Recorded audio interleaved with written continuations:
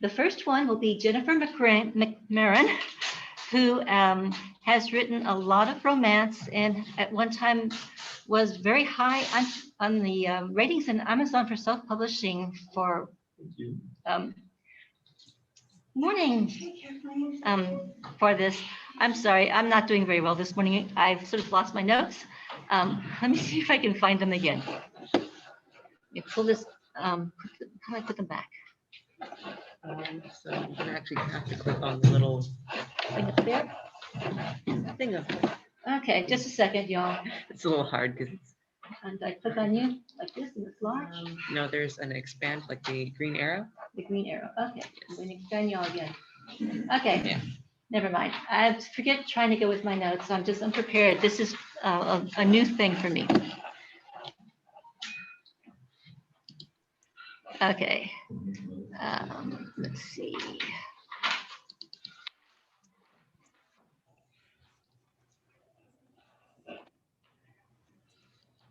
You want to talk, Amy? Go ahead and do so while I find the notes and make an Oh, Shelley? Yes, You want to make announcements? Sure. You come over here and make announcements. All I have is OCWI announcements. Is that okay? Yeah, but you need to do it on here. Okay. So I'm sorry about that. We'll get this going. Okay, just speaking directly to my computer. And you can take your mask off when you do it because I've been vaccinated already. Okay. Not you all are at the church. I was We are at wondering the why church. Kathleen was wearing a mask by herself. Yes.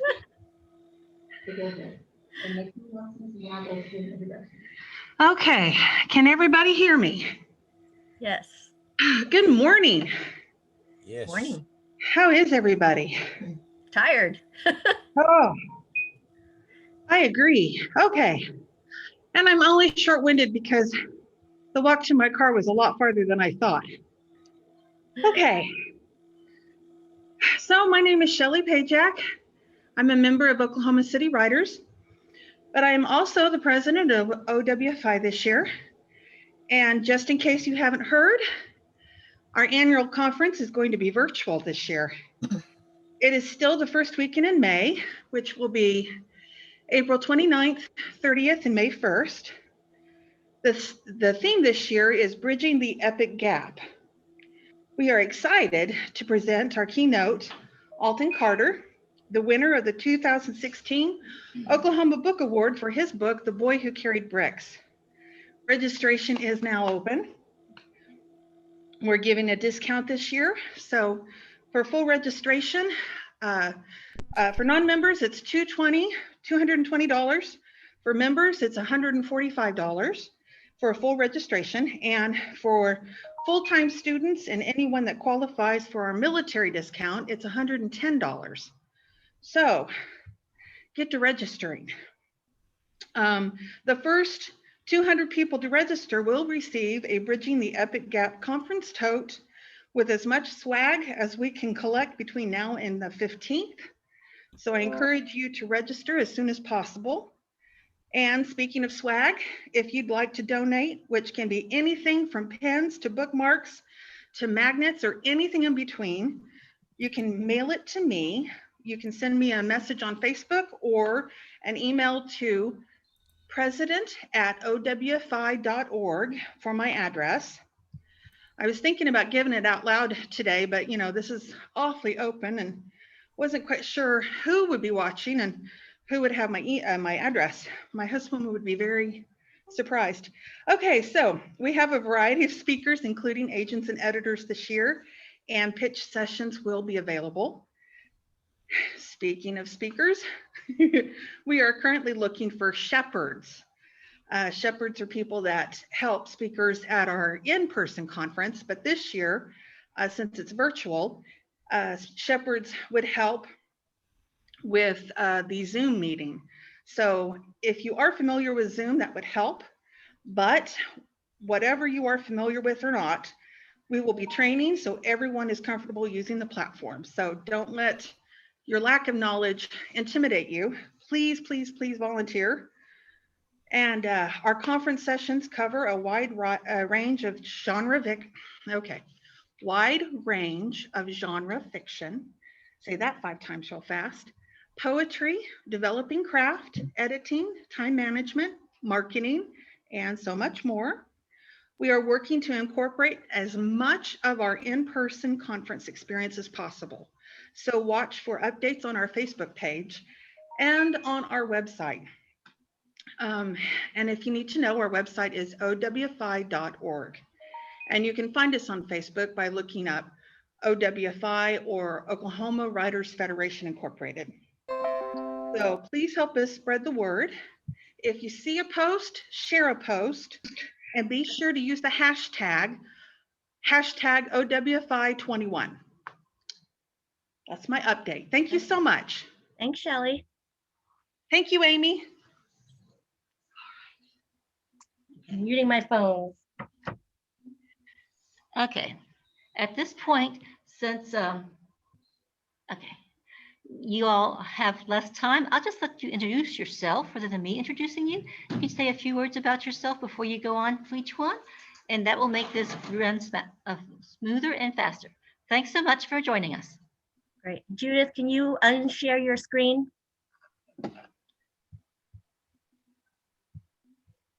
Okay, let's see if I my just a second. Okay, are we ready? Are we good, Amy? Yes. Okay. Hello, everybody. It's Jennifer over here in the corner of your screens, probably. I just want to say good morning. I thought I was going to be doing this from wonderful Wyoming, but we did manage to make it home yesterday. We didn't get a lick of that snow, but everywhere around us got it, and we couldn't get out. So we had a couple of extra days in Wyoming, but we are home, a little bit tired. Words are hard in the morning anyway, so hopefully I won't stumble over my words too much.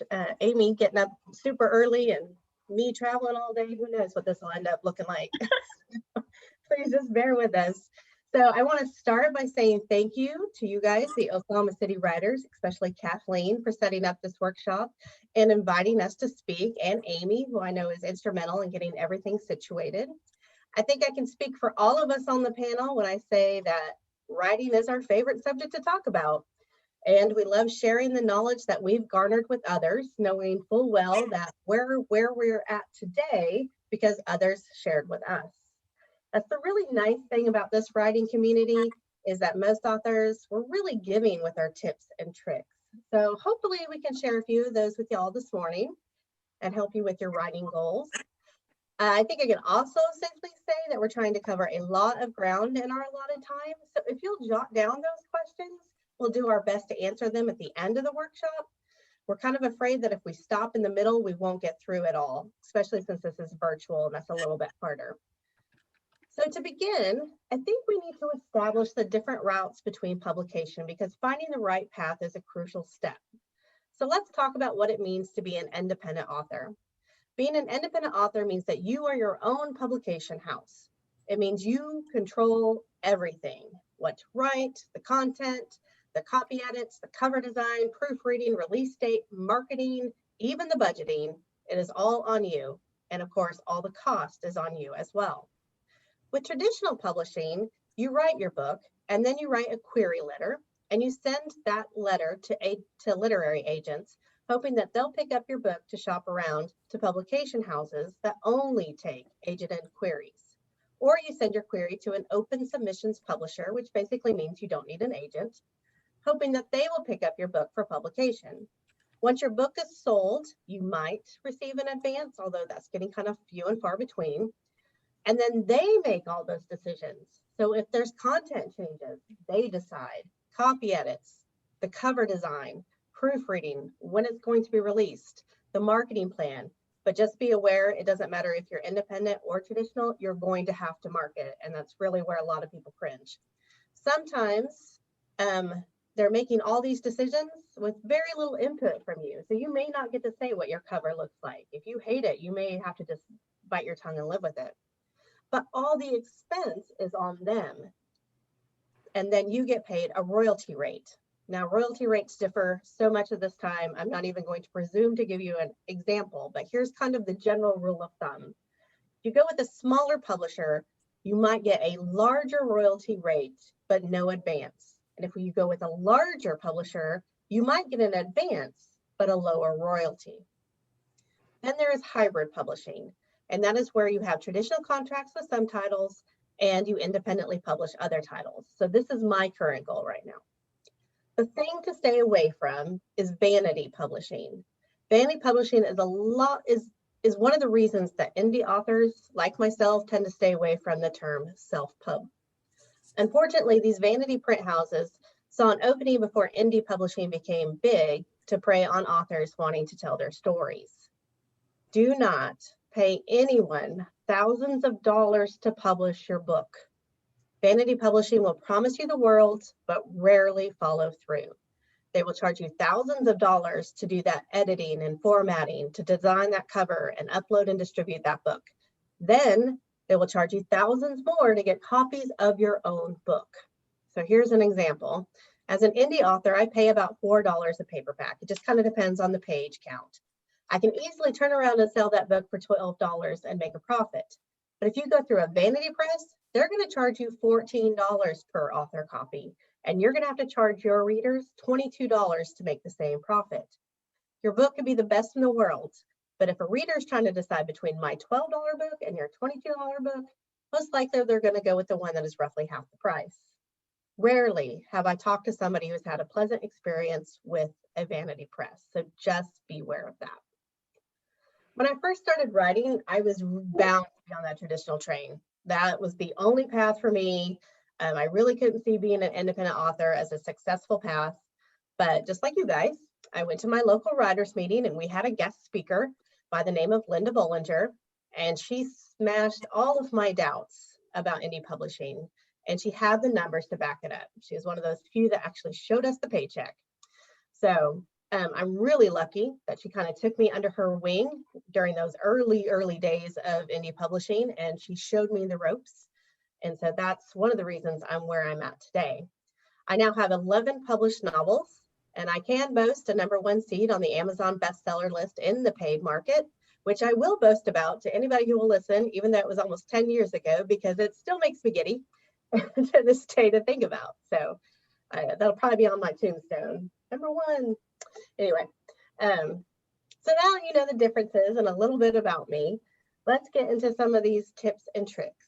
Over the years, I've learned there's 4 secrets to being a successful independent author. Can't hear this. I'm just gonna Go with traditional as well.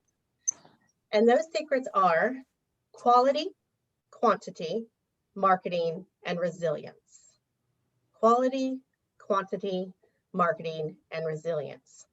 Step 1, you have to write the book. I know, that's silly, right? But that also means coming up with story ideas. Now, I could do a whole hour-long presentation on where to get story ideas, but here's the Cliff Notes version. They're all around you. You can find ideas in books you love, shows you watch, music, the news, magazines, social media, sitting in the park, even advertisements. The key is to pay attention. We live in a world where we're distracted all the time. So I'm just asking you to stop, take a breath, and look at what's going on around you, because you never know where those story ideas are going to come from. For example, I watch the CBS Evening News with Nora O'Donnell, and every Friday night they have my favorite segment called On the Road with Steve Hartman. And he always does a feel-good story to end out the week. And a few years back, he did a story about an older man who brought daisies to a bench dedicated to his wife in the park, no matter the weather, and how on snowy days, his path was always cleared by the maintenance men, even if it was their day off. So even though the story was about the maintenance men and how gracious they were, I started to think about that little old man and his dedication to his deceased wife, which led me to write Daisies and Roses, which won 3rd place at the OWFI Awards a few years ago. So just pay attention to those little things and write down those ideas, because you will not remember them later. I don't care what you tell yourself, write them down. Now, you heard me mention books and TV shows. This is not permission to plagiarize, but to get inspired by them. Just look at all the fairy tale retellings we have right now, and you can see that people can be inspired without plagiarizing. I watched a movie this winter called Holiday. It is not a Hallmark-esque movie, just FYI, but it was about a couple This man and this woman who were friends, and they decided to start going to family functions together on holidays so that their families would stop asking them about their single life. And of course, they ended up getting together at the end because it was a romance. But this inspired a completely different story idea about a guy wooing a girl with random holidays like National Donut Day. I don't know about you guys, but that would work for me completely. So you can also use writing prompts. The internet is an amazing place. And if you're struggling to find a story idea, you might just try typing in writing prompts into Google. And there are a ton of sites that will come up and kind of help stir your memories. There's writing flashcards, which just have a picture on them, and you're supposed to write a story about the picture. There's story dice, which my 9-year-old loves to play with, and you just roll the dice, and they have these little pictures on them, and you kind of tell a story based on those little pictures. Personally, I like going to Pinterest, and I type in art, and then it's like walking through a museum, just fluid of beauty and writing fodder. Music is a huge muse for me. A lot of times I'll hear a song and a story will start playing through my head like a movie preview. Usually this happens in the car. So I repeat the song until I can get to a place to stop and to write down a brief synopsis, or I have my 9-year-old write it down. Poor kid has to be my secretary sometimes. Dreams. Pay attention to those dreams. They are full of writing fodder. I have very vivid dreams. Sometimes that's good, sometimes it's bad. But I'm lucky to be able to remember most of them for a while after I wake up. So I'm always making sure to write down those good ones. The biggest key is to being open to new ideas, no matter where they might come from. I just keep a simple Word doc because I'm telling you, got to write them down. And currently I'm sitting at 159 story ideas.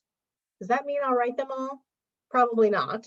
But if the well ever runs dry, I have a big tank in the back to rely on. Once you have that story idea, you have to write. I have 2 kids, one of whom is a toddler and a husband, so I understand distractions. So here are my tips to get that writing in. And again, these are the Clip Notes versions because I only have a small amount of time here. So tip 1, make an outline. It doesn't have to be full of fancy Roman numerals that you learned in high school. Just write down the main plot point and what's going to happen to each character in each chapter. I prefer the storyboarding method. So I used to use a ton of index cards and big bulletin boards, and now I use Scrivener's virtual bulletin boards, so I don't have to worry about carrying around those note cards. They're always with me in my computer. This also allows me to move cards around easily. So if I need to move a scene, that's easy enough done. And then when I finally get that writing time, when I get that minute, all I have to do is look at my outline and I know exactly where I'm at and what is coming next.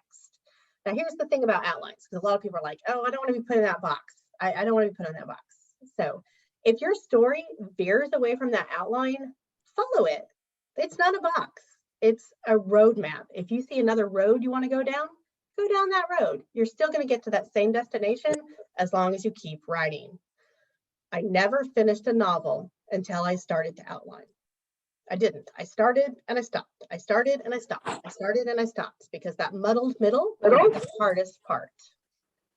Tip 2, schedule writing time in your daily calendar. I get it. Most writers have those pesky day jobs that they have to do. If you can schedule just half an hour to do nothing but write, you'll be amazed about how that half hour will turn into an hour, and then you'll just keep going. Make that half hour a habit, the rest will fall in place. And always keep that writing time sacred because it's a promise you make to yourself. So you need to keep it. And here's a little secret. Sitting down in front of that computer, it is the hardest part. I got a million other things I got to get done.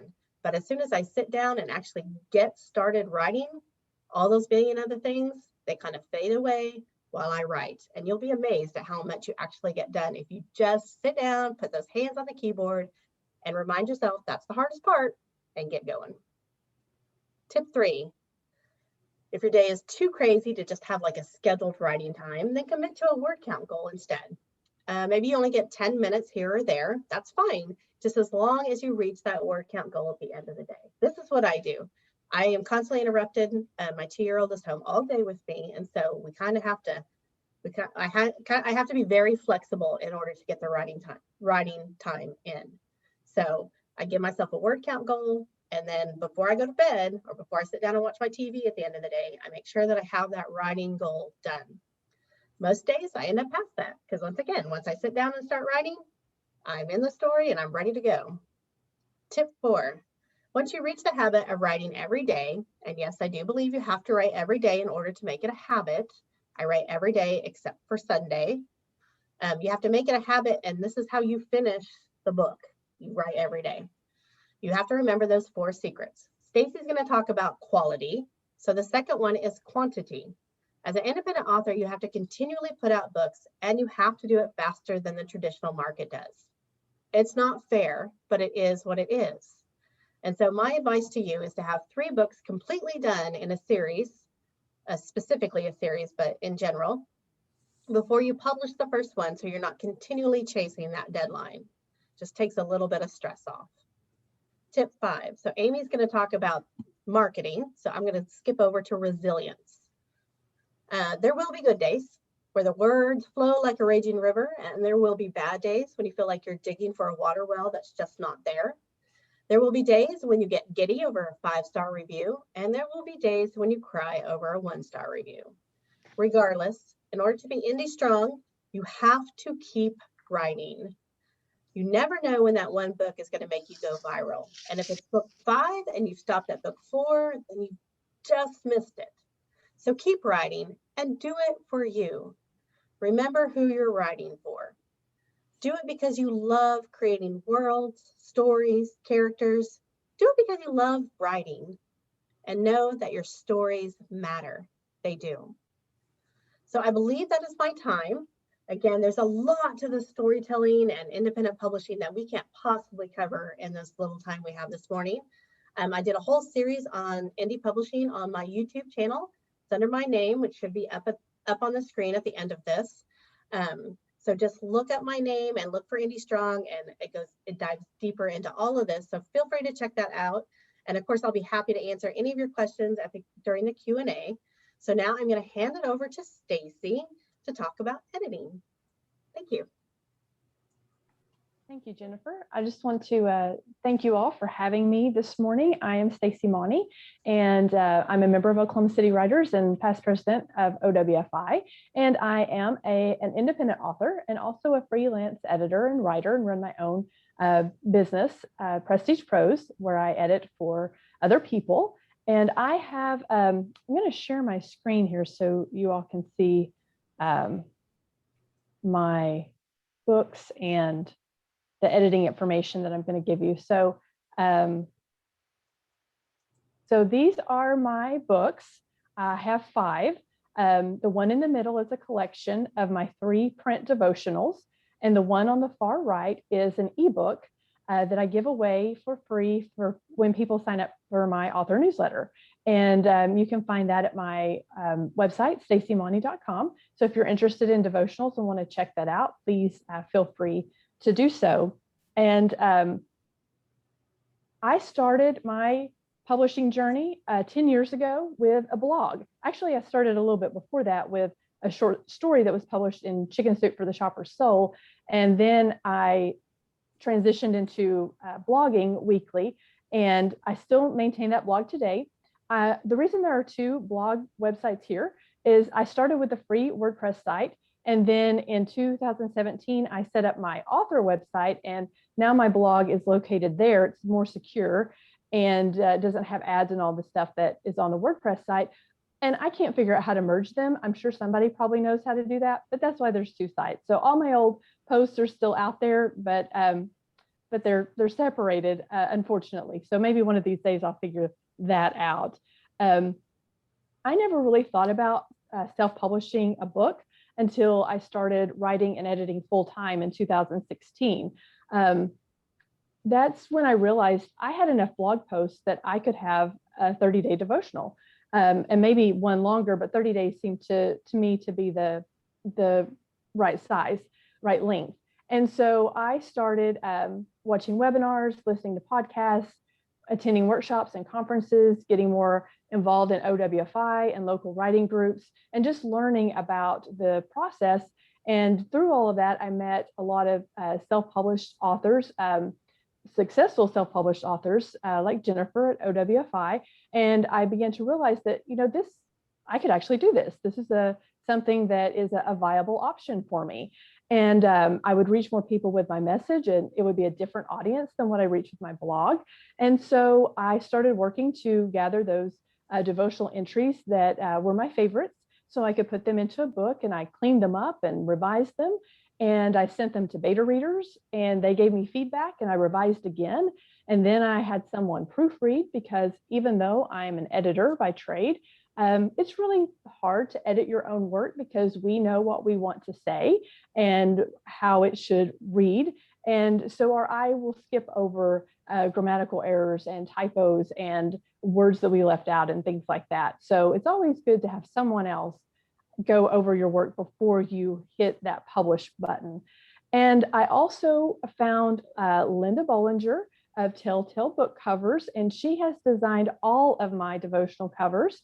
I knew that I needed a professional for that part, because I don't have the eye or the software to do professional looking covers. So I had Linda do that, and she has just been fantastic to work with. And a professional cover designer will make sure that your cover fits your genre. She'll make sure that your font stays the same, and the placement of your name and title stay the same if you have a series. And so on my books, all of that is the same across all of 5 books. And I have another one that I'm working on for this fall, and Linda's doing that one, and it will fit into my series as well. And so I'm really happy about that. I put my books on Amazon's KDP service to begin with. I started with ebooks only. It was kind of an experiment just to see, is anybody really interested in a book from me? And then I had several people tell me, hey, we would love to have this book if it were print. They didn't want to sit and read a devotional on a screen. They wanted to hold the book and read it while they drank their coffee in the morning, or something like that. And so luckily, as a self-published author, I can fix those things pretty easily. And so I contacted Linda and asked her about the print cover, and she got that ready for me. And so ever since then, I have purchased the print and ebook covers for all of the books, and I didn't make that mistake again. But this is all a learning process, and so that was a pretty big lesson for me there. There are other places where you can upload your books. Smashwords is one that I used in the very beginning, and I still have my books there. It's ebook only, so I don't get a lot from that, but they do have a lot of sales that I participate in. And so I do get a little bit whenever I run a sale. Ingram Spark is print, and I think they've just added an ebook division. And I don't have my books there yet. That's one of my goals, because I would like to be able to distribute more widely. There's Draft to Digital. They are an Oklahoma company, and they are ebook only. I believe they're working on a print division, but I'm not sure that that's happened yet. And then there's Kobo, and there's just a whole bunch of different places where you can upload your book and that will distribute it. So that's a little bit about my writing journey. And we'll get into the part that I know you're really interested in now, and that's the self-editing process. And if you all were here last summer, you heard part of this presentation. This is a very condensed version. This part can itself run up to 2 hours. I've done a workshop before. So just so you know, this is very abbreviated, and I'll cover as much as I possibly can. And I've got some new examples for you. And if you're interested in a self-editing checklist, one went out with the email to the Oklahoma City writers. It's also on my website, prestigeprose.com. That's my editing website. And that information will be available on a slide at the end. You can go there to the authors tab and download a PDF of that if you need multiple copies of that. So I'm going to talk about 3 specific editing tips. And I know that editing is something most people don't enjoy. It's just not fun to have to dig through your work and overhaul it. But there are steps that you can take to make the process less painful, and things that will save you money in the long run for when you do hire a professional editor. So the first thing, and Jennifer mentioned this, you have to write the book. You have to have a draft before you can edit. And some people will write half of the book and have people read through it and make sure there's not any gaping plot holes. Some people edit chapter by chapter, but that's a really good way to get stuck. So write the book, just get it out, and then you can go back through and read all the way through it to see what you've actually written. And if it makes sense, then look for those plot holes, look for words that you overuse, remove excessive adjectives and adverbs, look for misused punctuation, too many exclamation points. You might have question marks on sentences that aren't actually questions, comma splices, which are, that is a comma in the middle of two independent sentences. So you have an independent sentence, comma, another independent clause, and that should be a period, and or possibly a semicolon. But not in fiction, really. You wouldn't typically use semicolons in fiction. That's out of style right now. So you need a period there. And take advantage of any free options available to you, friends, family, beta readers, but be aware when you have your friends and your family, your mom read it, they're probably going to be very kind and just love whatever you wrote. So just be aware of that. Beta readers, writing friends make really good beta readers because they are looking at the actual writing that you've done. But you also want people who are readers of your genre, who can give you feedback on your specific genre. So if I'm writing a cozy mystery, if I have someone who has never read a cozy mystery, they are not going to understand the nuances of the genre. So that's something to keep in mind. And edit as many times as necessary before you send to an editor. That will save you money. Or before self-publishing, that will save you from a negative review because your grammar is not good. So just some things to think about as we dive into the first problem that I see a lot of, and that is passive voice. So when you are working on your draft, you just want to get it out. You don't want to have to think about if you're writing passive voice versus active, just get the story out. And when you revise, you'll go back through and eliminate those pesky passive voice sentences. And one of the things that you will look for when you do that is helping verbs. You will look for helping verbs. And those are, and I'll give you a list and I'll go through it very quickly. You can also Google this or ask me to repeat it later. Am, is, are, was, were, be, being, been. Those are the major culprits when it comes to passive voice. Am, is, are, was, were, be, being, been. When you see those words, a lot of times you know that the action is not being performed by the subject and those are passive voice sentences. And there's a stronger way to say what you are trying to say there. Another way to find passive voice sentences is to look for ing words. So with ing words, they're often preceded by a helping verb. So for example, you might have the sentence, and this is just a very simple example, I am running. Well, you can fix that by just eliminating the helping verb and changing the verb. So I run or I ran, depending on what tense you want to be in. So there are for some of those, some pretty simple ways to fix them. Some other fixes include moving the object of the action to the subject. You can change the verb like we just talked about, and you can also change the order of your sentence. There are times you might want to use passive voice, and that is if the person doing the action is unknown, unwanted, or unneeded.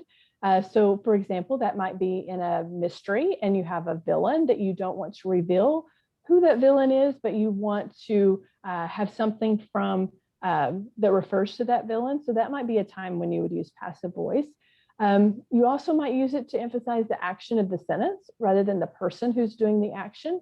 And it can provide some sentence variety, and that's something you want to keep in mind and vary your sentence length and structure. So those are some times some fixes, and sometimes you might use passive voice.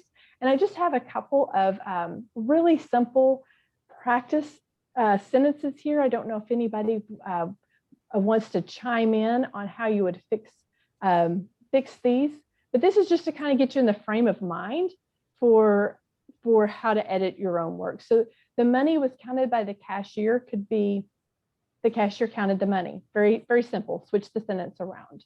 And cats are chased by dogs. You would just, again, switch that around. Dogs chase cats. So those are pretty simple sentences, just again, to get you in the frame of mind for correcting those things. So the second thing I want to talk about is point of view. And the way to avoid problems with head hopping and point of view is to know which point of view you're in.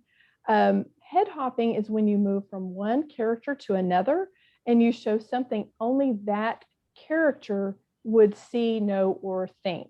So there are 3 different points of view used in fiction. Second person isn't typically used in fiction. You might use it in nonfiction. We have first person narrative, third person limited, and third person omniscient. First person narrative is when you tell the story in the voice of the character telling the tale. The main limitation on first person narrative is that the narrator has to be present at key scenes. The easiest way to do this is to make the narrator the protagonist. For example, Arthur Conan Doyle made Watson the narrator instead of Sherlock in his Sherlock Holmes books, because using Watson as the narrator allowed Doyle to withhold information from the audience without being unfair. Sherlock already knew everything that was going on, but in order not to reveal that to the audience too soon, he made Watson the narrator. And also listening to Sherlock's arrogant tone throughout the story probably would have turned the reader off to him a little bit. So there are some drawbacks to first person narrative. Your first person narrator can't be a bore, or your story is going to be boring, unfortunately. And you also want to make sure that your character doesn't come across as vain or arrogant. And the character can't describe herself doing noble acts, or that's what's going to happen, as in the case of Sherlock Holmes. So if you have a difficult scene, such as the loss of a child, that can't really be described adequately through a first-person narrator's eye. So in this case, giving the first-person narrator a good friend to describe this scene, or some dialogue between the friends, would be helpful. So those are some ways to kind of mitigate some of those first-person narrator drawbacks. So now I'll define third-person omniscient. Omniscient is when you show the reader every character's thoughts, dreams, and memories because you can see everything. Omniscient is kind of out of favor right now. There are trends in these things, just like everything else. But third person limited is extremely popular right now. And this is where the reader is led through the story by one character and sees only what that character sees. This is known as the viewpoint character or deep point of view.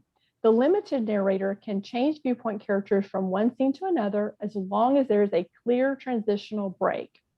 The advantage of the third person narrator, and the reason it's so popular, is that the reader spends more time getting to know the viewpoint characters and has a deeper involvement in the story. So when you think about the viewpoint you want to use in your book and how to choose one, here's some things to consider. Third person limited is your best choice to get your readers emotionally involved with your main characters. First person can help you create comic distance by allowing you to make wry comments and be sarcastic. Third person omniscient is your best choice if you want brevity or to cover great spans of time or space or many characters, such as in an epic. First person is good for eyewitness accounts. They feel factual rather than fictional, so they're good for crime fiction, thrillers, mysteries. Third person limited provides a clean, unobtrusive writing style. So what you don't want to do, don't head hop, which we've already talked about, and hopefully that makes sense what that means. Avoid paragraph breaks. So that is something you would find in the omniscient viewpoint. When you change from one character's viewpoint to another in the same paragraph, sometimes the same sentence, don't do that. What you should do instead is use scene or chapter breaks. So there's a clear transition and the reader is able to easily transition from one character to another. And sometimes the entire story is told from the perspective of one character, so the point of view never changes. This is often the case with genres such as women's fiction, urban fantasy, and cozy mysteries, or when the story is told in first person. There are books out there where you have multiple viewpoints from first person point of view, and typically those have the name of the character at the top of the chapter so that the reader is aware from the very beginning which viewpoint you're in.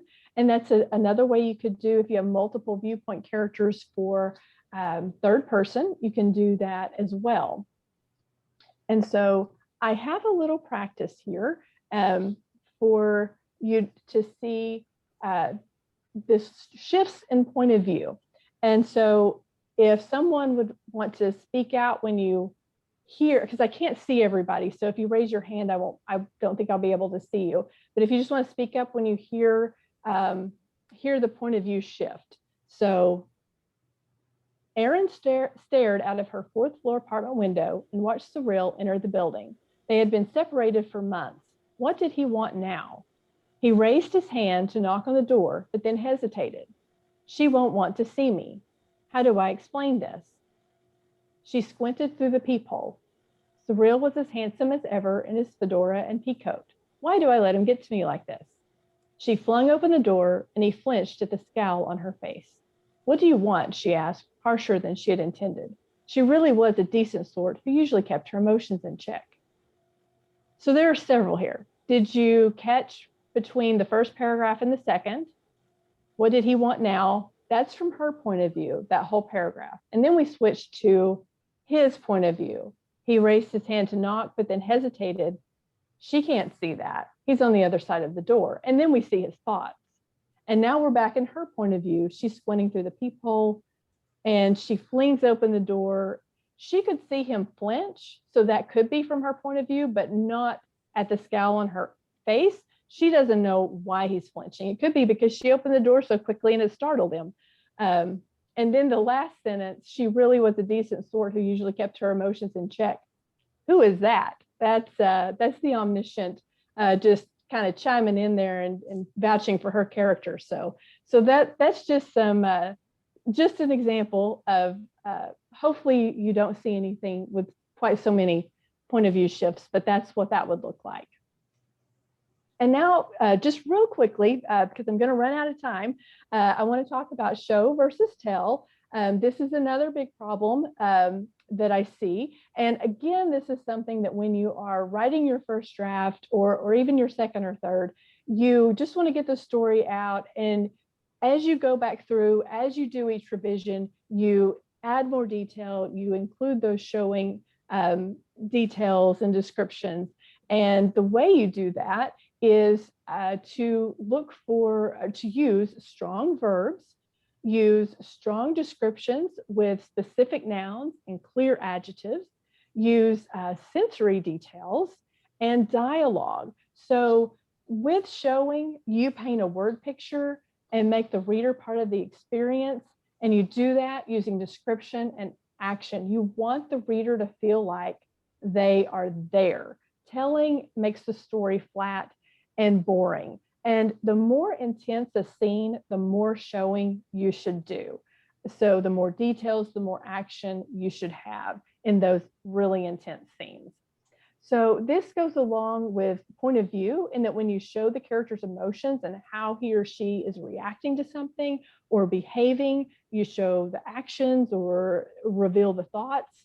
This allows you to deepen that character and provide a deeper connection for the reader.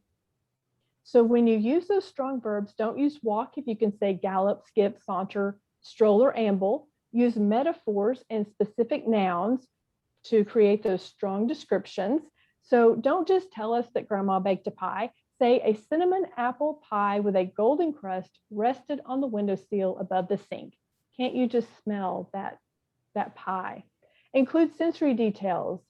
Describe how something looks, how it smells, as with the pie, how it sounds, how it tastes, how it feels, that tactile sense as well. And use dialogue. Don't you walk out of here, mom yelled. It's better than mom was angry. So telling is acceptable on occasion when you are doing a narrative transition and you have a lot of mundane information that you just want to summarize to move something that doesn't move the plot forward, but that is necessary for the reader, that is fine to just to tell the reader that information. And so I have a couple of practice sentences here. And so the first one, Trevor was young. That's so vague. Was he young because he was a child, a teenager? Is he young, a young 40-year-old in comparison to the 80-year-old character that he's talking to? So we need a lot more detail there. And Carrie was sad to see her boyfriend leave could be described with her thoughts, with her actions. Is she crying? Is she calling a friend to vent and commiserate? So those are some examples of how you can add more detail for that. So these are some of the resources that I recommend. The Emotion Thesaurus is a really excellent resource for adding detail, for showing details, and for deepening characters. And the Emotional Room Thesaurus is also a really good resource and will provide some insight into different types of behaviors that people have when they experience certain types of trauma. And so that can really deepen your character as well. Revision and Self-Editing for Publication by Scott Bell is a great one. The Chicago Manual of Style is what I use to edit for my self-published authors that I work for. And Characters of Viewpoint by Orson Scott Card, really great information about point of view and characters. And the Christian Writer's Manual of Style is another style guide that I use for editing self-published Christian books. And some podcasts that I listen to and craft books. Joanna Penn's The Creative Pen, I have found so helpful over the years. Mark Dawson's Self-Publishing Show, William Bernhardt's Red Sneaker Writers podcast and craft books. James Scott Bell has a blog and a number of books that I find very helpful. And Jerry Jenkins is a Christian author, but he has a blog for writers of any genre, and I find it extremely helpful. And so if you want to check out any of those, I think you'll find some really good information there. And this is my contact information. Jennifer mentioned writing prompts for information, and I have a book of 30 writing exercises to spark your imagination. And you can get that for free when you sign up for my newsletter at prestigepros.com. And you'll also find writing prompts on my website every week and on my Facebook page. So those are some places you can go for inspiration as well. So thank you all. And I will stop sharing my screen so that I can turn this over to Amy. Thank you, Staci. Thank you, Jennifer. I can listen to you both all day long, as long as I have plenty of coffee. That was really good information. So a little bit about myself. I have been writing for 4 years now. Before that, I was in corporate America doing all sorts of executive logistics. But 2017 was when I started my writing journey. I've got 3 books under my belt. And now I serve as your president for the year, and we'll see if you'll have me back next year after this presentation. Okay, so we are going to share the screen, and let's see if I can get this up. And I am not tech savvy, so bear with me. Let me know if you can see that.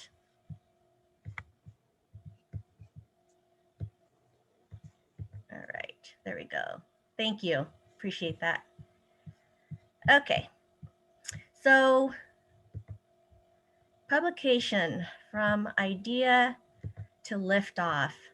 You know, when I talk about promoting, I am not going to necessarily talk about advertising and marketing. I'm really going to talk about branding. And you know, you've written your book or you're about to embark on this journey of publishing. So what do? Most of us, we actually are inherently introverts. We like to write, we like to be in our own bubble, but we don't like to put our marketing hat on. And I will tell you, it's easier than you think, because promoting is starting with your author branding. It's really about you. And most of us know ourselves pretty well, that we can brand and market ourselves. So one of my favorite books is The 10 Commandments of Author Branding by Shayla Raquel. She's a local here. And she said, you are the brand and your book is the product. And that is so true. And so when you start promoting, what you're really doing is promoting yourself, right? So let's start that process here. Promoting starts with knowing what your image should be. If you look at all of these brands here, you know what the mermaid represents. You know, coffee. Some of you love Starbucks, some of you don't, but you recognize that brand. Nike, same thing. When you see that logo, you kind of expect what kind of a quality or a price point or marketing campaign that you're going to get with Nike. And so I want all of you to think of yourself as a business, and you know, whether you're writing for just for fun and you don't care if it's just, you know, your mom that's going to read this, or you really want to make it a career where you're writing full time and you've got many books on your belt. The important thing is to look at it as a business, and you want to create a name for yourself. You want to have an image that represents you, and you can see on there's Staci's logo with Prestige Prose. When I see that, I know exactly who that is. Quillhawk Publishing, you know, that's one of my my things. So, and then I always use the same picture. I usually have 2 headshots and I toggle between the 2, but I never switch it up because new people who are trying to find me, new fans, new audiences, they're not going to necessarily recognize me if I'm sitting there in my pajamas, you know, with glasses on. So I use the same image all the time so people can easily recognize that that's the author that they're looking for. So how do you brand yourself? First of all, be your authentic self. Don't try to be anything that you're not. Don't try to emulate yourself with another author, because that can only hold you for so long. And your fans are smart enough, your audience are smart enough to know that you're not being authentic. So when I say authentic, I'm showing you that's me on the right. I love the Seattle Seahawks. I usually have something that's blue and green on. I love coffee, and most of the time, if I can get away with it, I will bring the whole carafe with me to a meeting and drink out of a straw, because I hate drinking, putting my lips on on the rim. And I love cooking. So when you see my Instagram page, my social media pages, my newsletter, usually there's pictures or talk about food. So that's kind of my personal brand. But then you also have logos.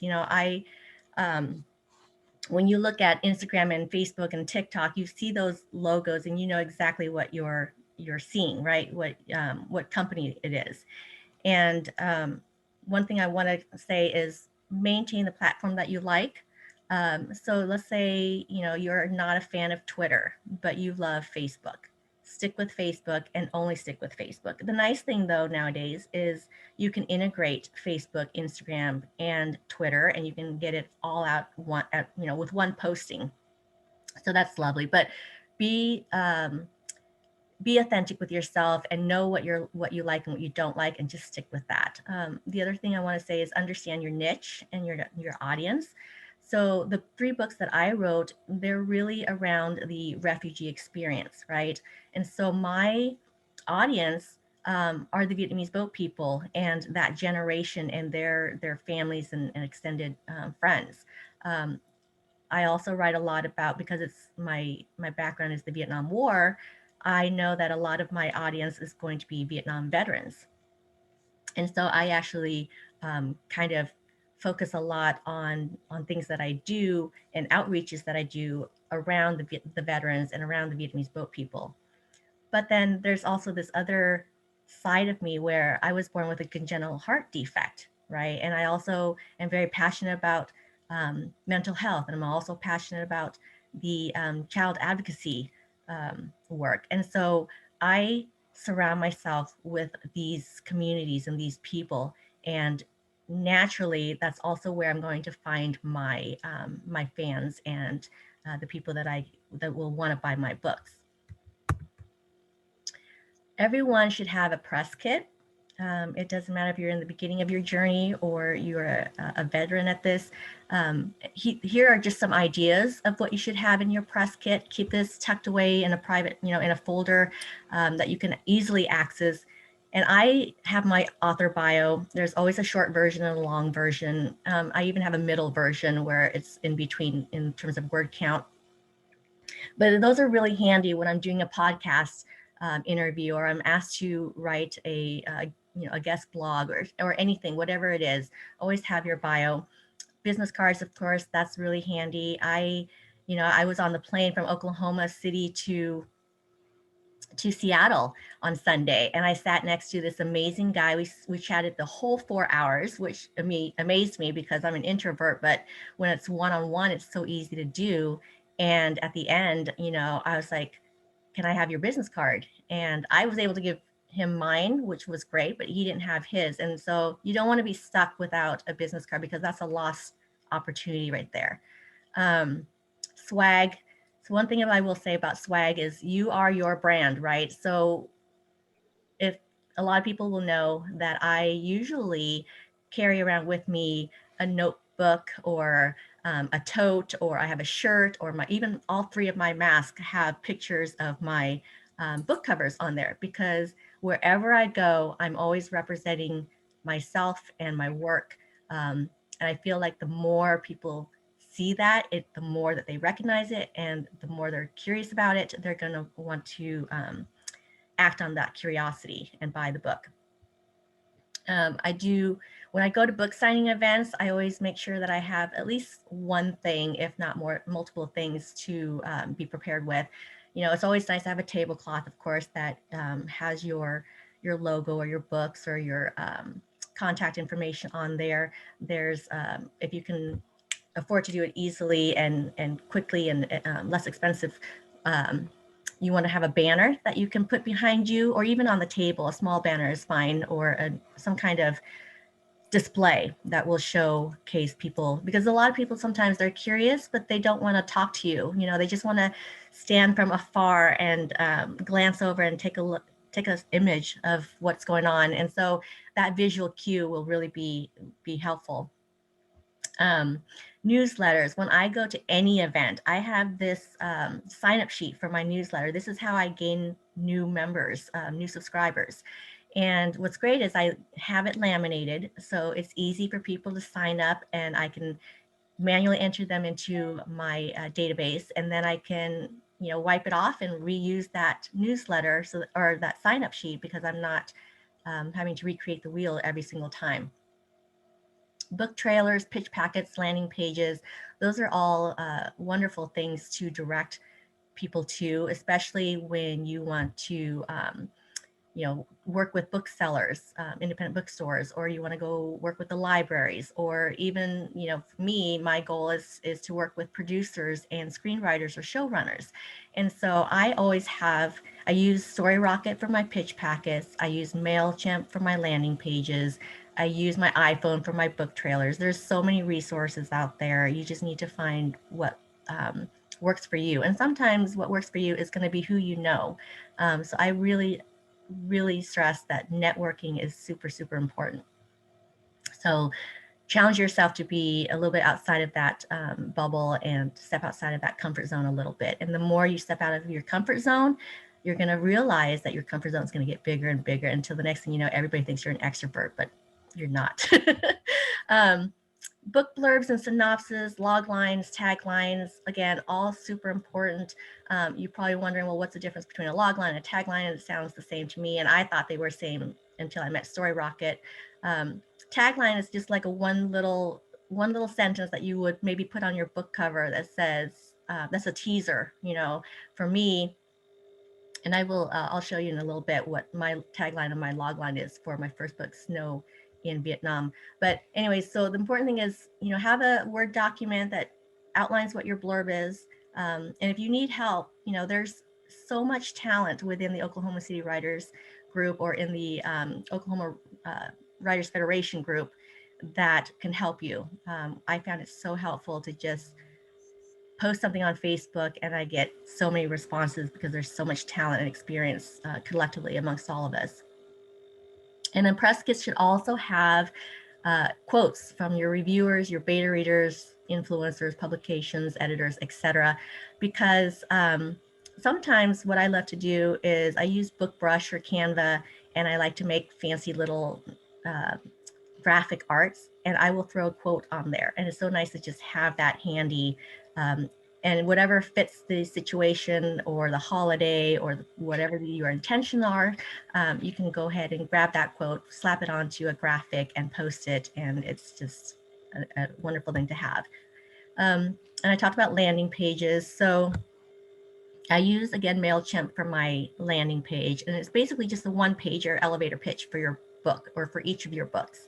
The bare minimum, of course, is you have to have your book blurb, what's it about, the cover, your ISBN numbers, super important, in my opinion, if you're an independent publisher and you want to get a wide distribution, to have an ISBN number that's registered with Bowker.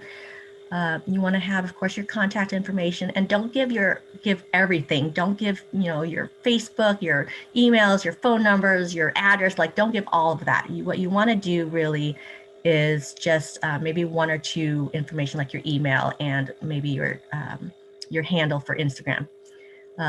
Do not be shy to list your awards, or even if it's just one word, even if it's just a mention.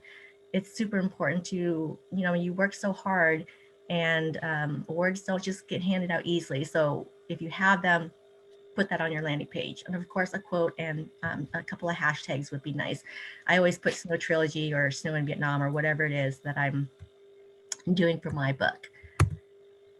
Here's an example. So a tagline: one woman's extraordinary story of survival after the fall of Saigon. Very simple, very to the point.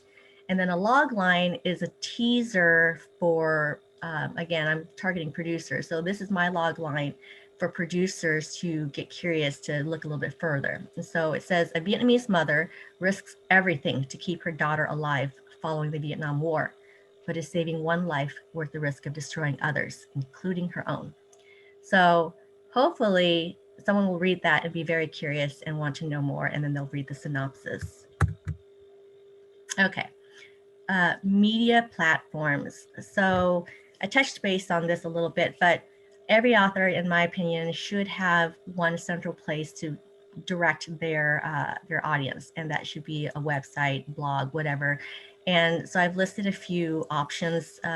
Most of them cost some money, but Wix, I found, is completely free. It's a great website tool to use. You don't necessarily get to name your domain the way you want it to be named unless you buy a domain, but Wix is super, super easy. And if you want an example of that, go to the Heart Community Collection website through Wix, which is something that I'm involved in. So you can take a look at what that looks like, and it's free, and it looks really, really professional and great.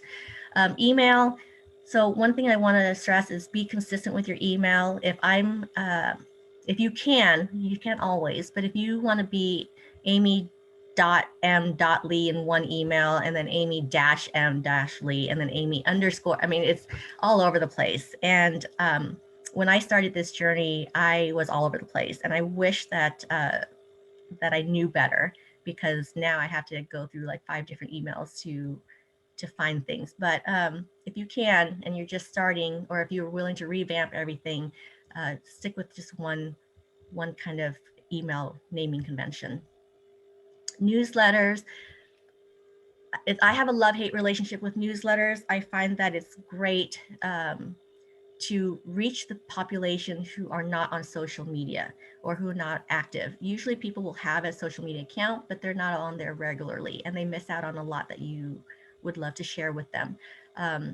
But I always feel like I'm repeating everything that I've already put on social media, and that's okay, because again, you're trying to reach your audience and your fans in a different way.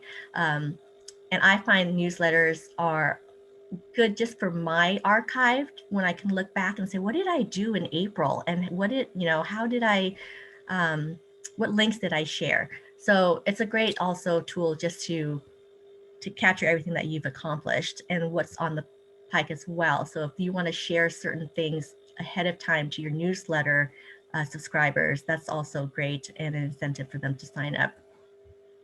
Social media, I'm just now discovering TikTok, and it's a lot of fun. And I will give you a warning that if you're on there, it's a rabbit hole. It's little flash fiction, basically, or flash nonfiction. You have like 15 seconds or 30 seconds to view something. And so now what I'm doing is, other than Pinterest, LinkedIn, whatever, I'm also throwing quick little snippets of video on TikTok. And that's a great tool to reach the younger generation, depending on what genre you're writing and what your audience is. Facebook, I will tell you, is the older generation, you know, maybe 30s to 50s or plus, but Instagram is definitely a younger platform.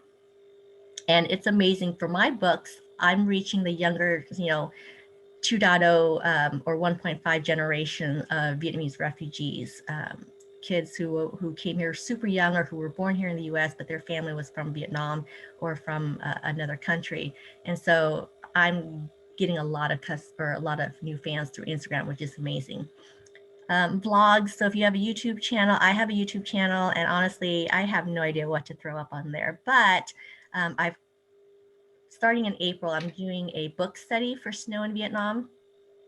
And what I'm going to do is post those book studies on my YouTube channel. So every week we're going to meet and we're going to talk about the book in 4-chapter increments. So it's a way to digest the book in bite-sized pieces. So whatever video log you have that you want to use, I would highly recommend you play around with it. Don't be shy. You never know what you're going to like and what's going to take off. So I'm willing to experiment and be my authentic self, you know, and make mistakes, because and I've had people, the young kids, love to teach me and school me on how to use TikTok. So it's kind of fun. And one other thing I want to kind of throw out there is Patreon. So Patreon is a subscription-based platform where others can actually pay a small fee to have access, exclusive access to your content. So let's say you're writing a book and you want to share chapters of your book, you know, one by one for quote unquote free.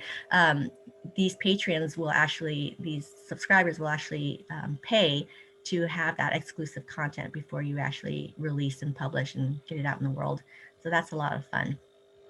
And no matter what you do, use at least, you know, a couple hashtags. I think TikTok only allows you to do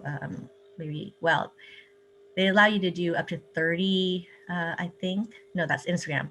But the point is, you want to focus on maybe 3 to 5 hashtags that is specifically yours. Like for me, it's Snow in Vietnam, Snow Trilogy, that kind of thing, BIPOC. I wrote on here also the rule of 80-20, that when you're doing social media, you want to make it 80% posts of your author journey, your writing journey, anything that people are really curious about, what the life of an author looks like. So, you know, whether it be just an idea that you're doing, or you're outlining something, or you're interviewing somebody. So 80% of your post should be about your writing, and then the other 20% is a sneak peek into your private life, your fun personal life, whether it be your cats and dogs, your children, your vacation, whatever. And then this is where you find your followers, your audiences, and your fans. So after you've hound all your family and friends to buy your book, write reviews, whatever, how else are you going to gain that that fandom or that fanship? I use social media groups a lot. I've joined so many of them because my targeted audience are the refugees and the Vietnam veterans and some of the other communities that I'm involved with. I joined those Facebook groups, and you never know where that's going to lead, which is amazing. For example, I've joined so many Facebook cooking groups and food groups, and those people ended up, you know, loving me for what I post, that they realize, oh, you're an author too, and they buy my books. So that's an added plus, right? And I'm not going to go through all of these, but basically, you know, join your writing communities, be involved in your charities or whatever it is that you're passionate about.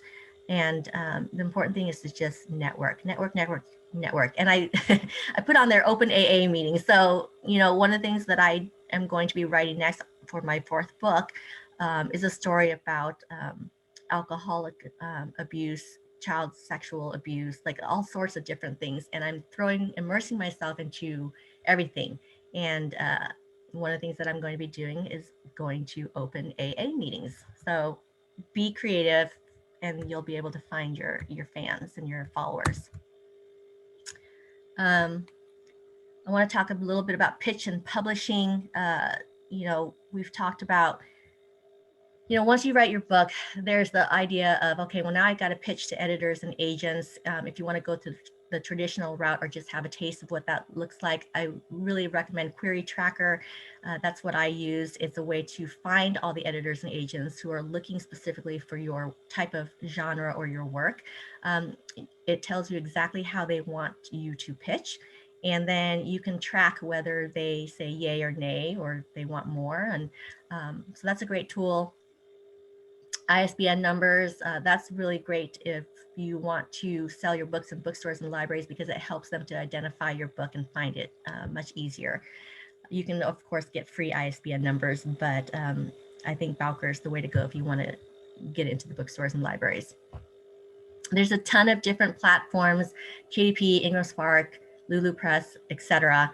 I'm actually going to explore Barnes and Nobles next, because I have a love-hate relationship now with KDP. They have, if anybody's been on Amazon, they'll notice that my third book, the hardcover edition, has the totally wrong book cover, and it's been 3 months now and they haven't fixed it. And it's a children's book cover that's on my book right now.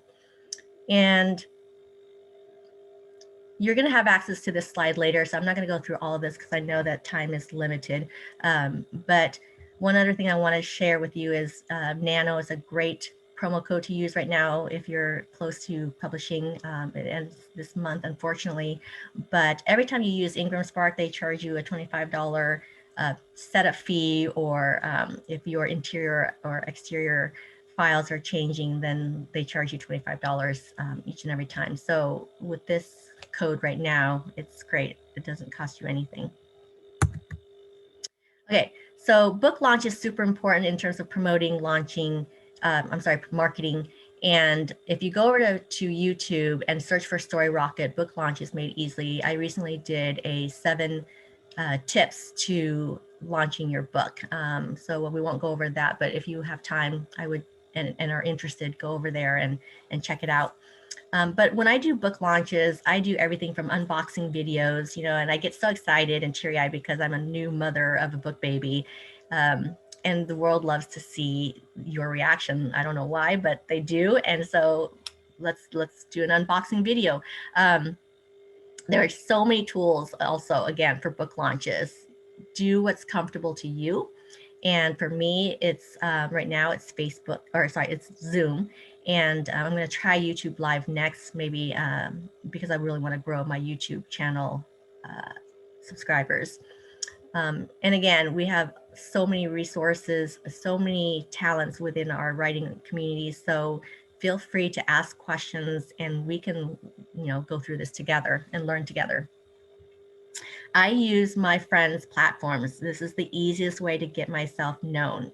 If you have someone who writes a blog, who has a newspaper, who is a podcast host, just use all of your connections and network to get your story out there.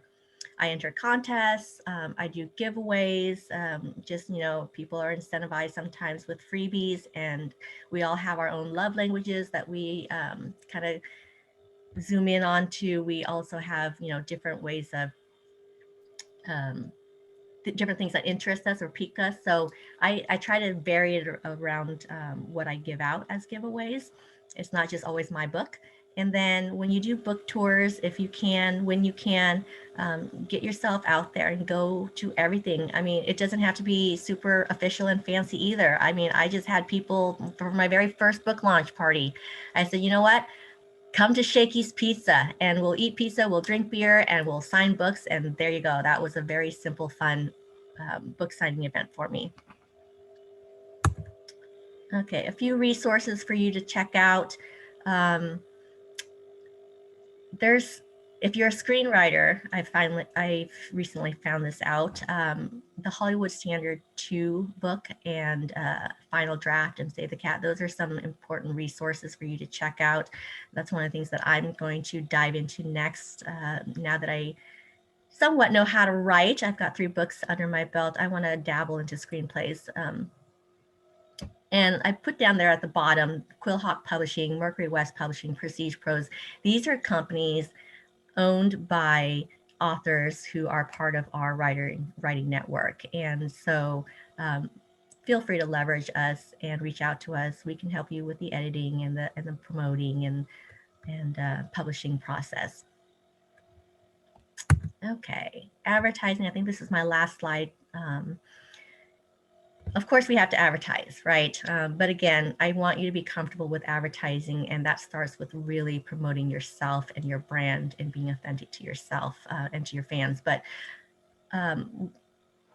you can just Google or go on the internet and do searches. But one thing I did learn from sitting on the airplane and talking to this guy for 4 hours when we were flying to Seattle is keyword analysis. And he told me that if you go onto Google and you do a search, let's say, if I was to try to find a book about boat refugees or the Vietnamese diaspora, what would I type into the search engine? And I typed in refugee stories. But as soon as I typed in refugee stories on Google, a list of like 5 to 10 trending keywords pop up as suggestions. And these are the main words that other people throughout the world are typing. And so you want to make a list of all those keywords. Those are the top trending searches. And then what you do with those is you throw them into your website, right? And so your first landing page should have those keywords there. So Google does this algorithm and this analysis. So when they crawl the web, your website and your books and your picture will appear towards the top of that search engine, because you have all those keywords in your landing page on your website. So that was pretty cool to learn about.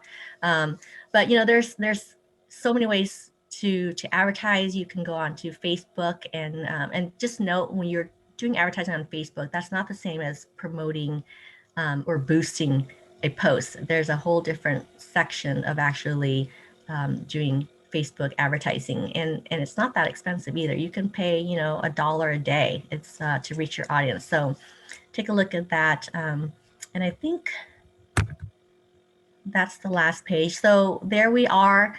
There's ways to find us, and again, we're on all those social sites. We're on email. Please reach out to us if you have any further questions. I know that we are limited on time, so let's go into our Q&A. So go ahead and unmute yourself, and if you have a question for the 3 of us, and we'll try to get through them for you. And I know there's some folks that are on the chat, which I couldn't read while I was presenting, so feel free to holler and ask your questions. Yeah. So you are currently unmuted and can yell. So go ahead and unmute yourself if you have questions. And I think we have at least another 10 minutes, 15 minutes left. Amy, they would like that last slide put back up, so with all of our information on it. Okay, you got it. And if we go past, I know Staci, Amy, and I were all very active on like Facebook, specifically me. That's probably my procrastination technique that I love the most is Facebook. So find us if we run out of time. Find us on Facebook, email us. We're all very open to helping. So don't think just because it's over, you've lost your opportunity to pick our brains a little bit. Yeah, and if anybody's posting anything in the chat, if someone can read it for me, that would be great too, because I can't really see it very well with the slide up. Okay.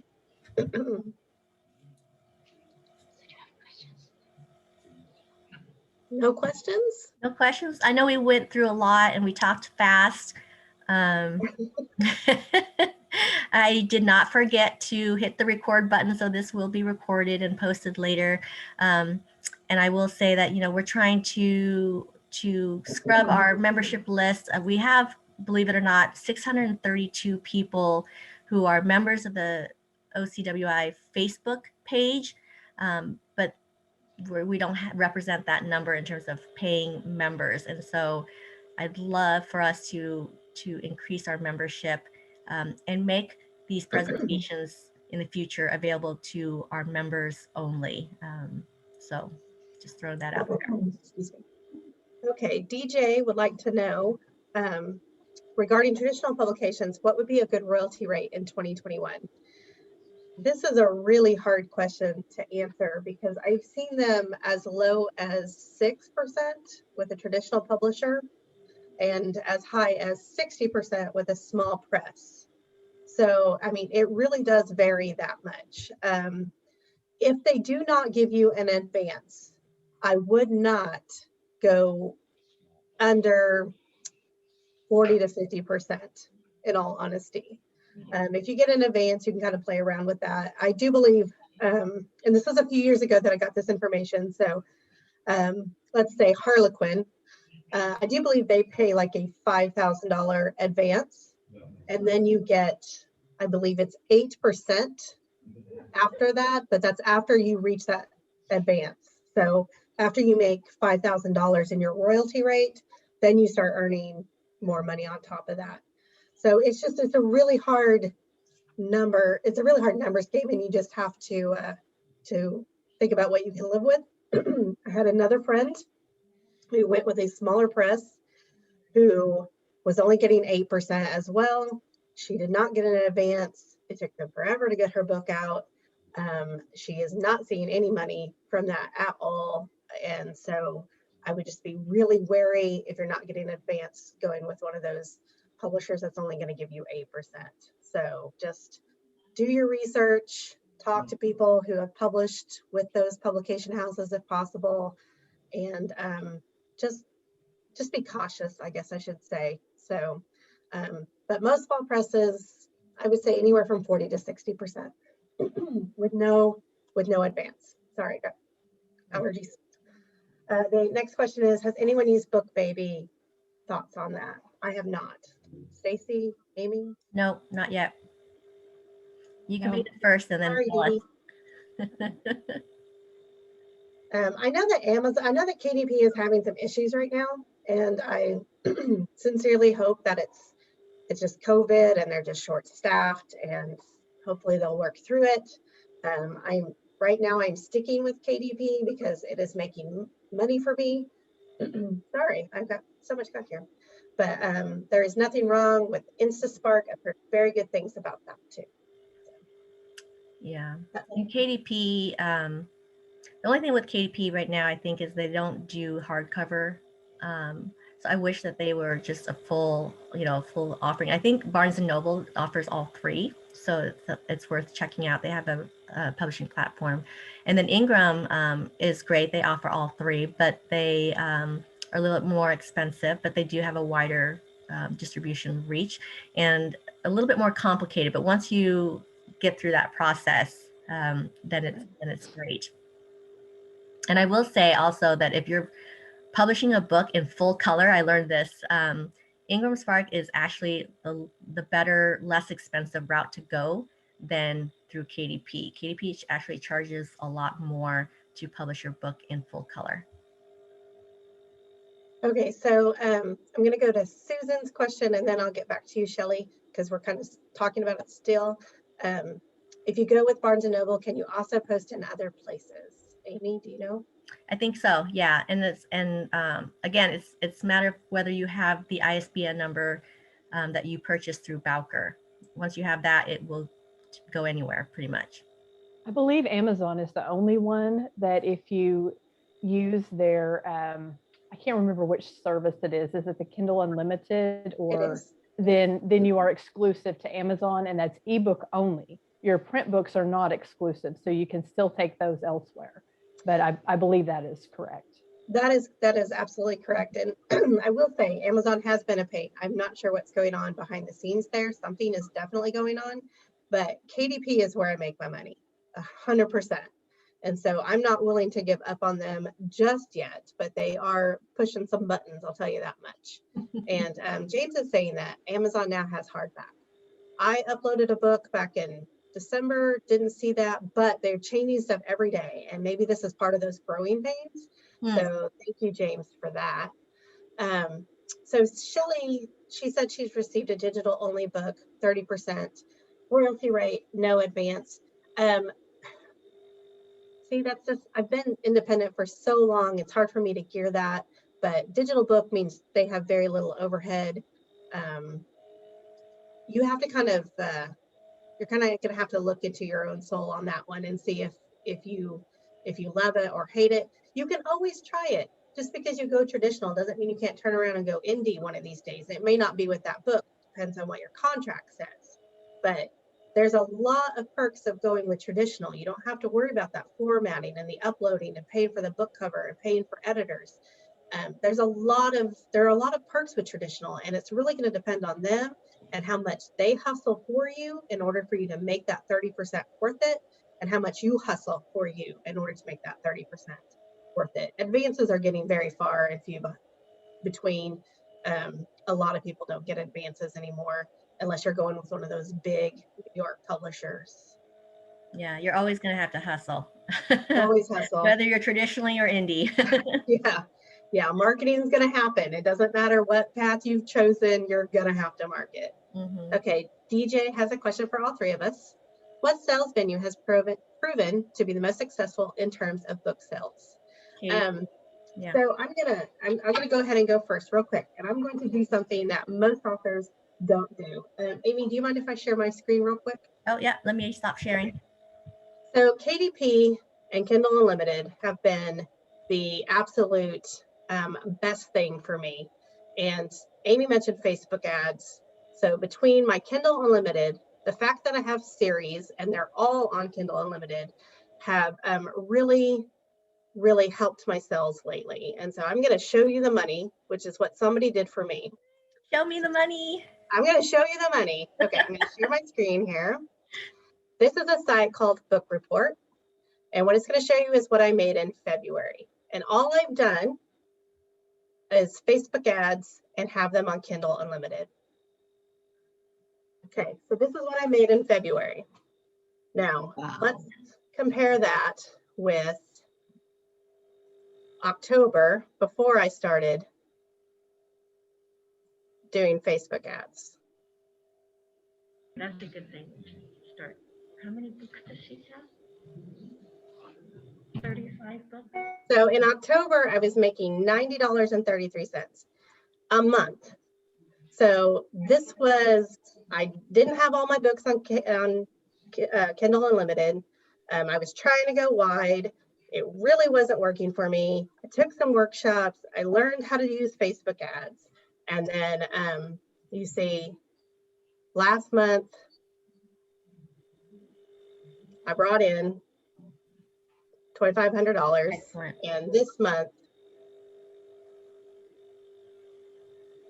I'm set to do more if it'll load.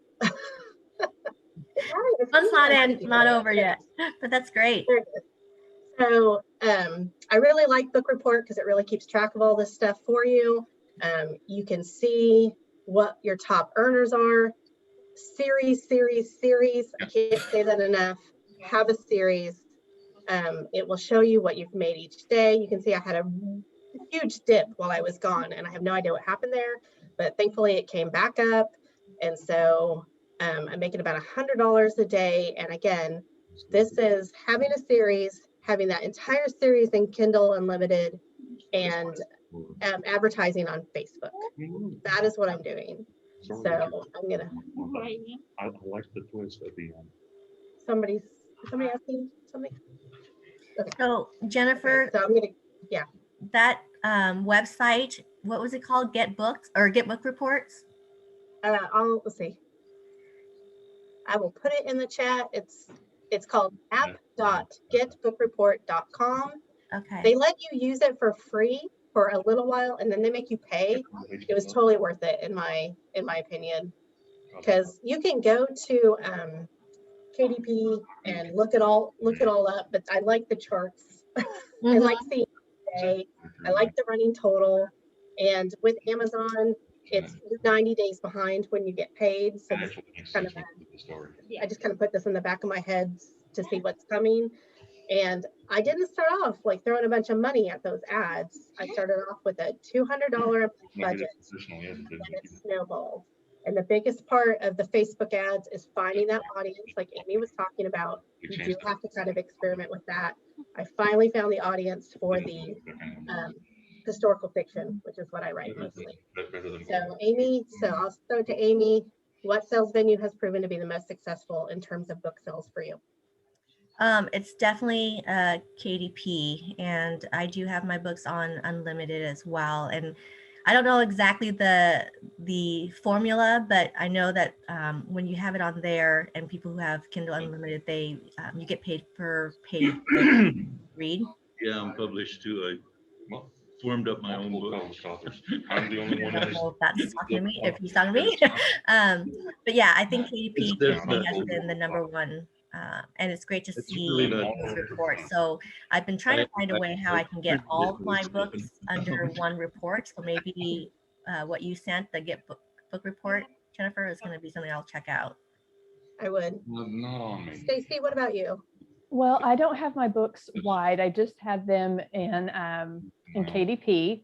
I do have them as the ebooks in Smashwords. So I guess so I'm not exclusive to Amazon, but I don't have them in Barnes and Noble and places like that, which that is a goal someday.